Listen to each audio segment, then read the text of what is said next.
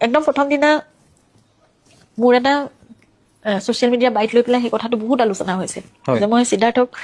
আহিবলৈ দিয়ক বুলি মই অনুৰোধ কৰিছিলোঁ হয়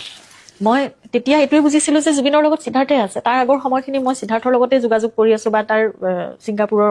আছাম এছ'চিয়েশ্যনৰ এজনৰ লগত মোক কথা পতাই দিছিলে কাৰণ সিদ্ধাৰ্থ ইমান কান্দি আছে মই একো বুজা নাছিলো কথাবোৰ তো মই ভাবিছো কোনে আনিব জুবিনক মই মোক ছেডেটিভ দি শুৱাই দিছে মই পৰিস্থিতিবোৰ ল'ব পৰা নাই নিজে সাৰ পাইছো মই ভাবিছো গল্ডি কেতিয়া আহিব মই সেইটোৱে ভাবি আছো যে কেতিয়া পাবহি মইতো দেখিব লাগে এতিয়া মই চাব লাগে কি হৈছিলে কি কথা পিছদিনা শনিবাৰ তাৰ পিছদিনা দেওবাৰ কৈছে সোমবাৰেহে আহি পাব ঘটনাটো হৈছে শুক্ৰবাৰে ইমান দিন কেনেকে মানে মোক কি কৰি থাকিব তেতিয়াহ'লে কেনেকে আহিব মই সেইটো কথা কাৰণে এইটো কাৰণে মই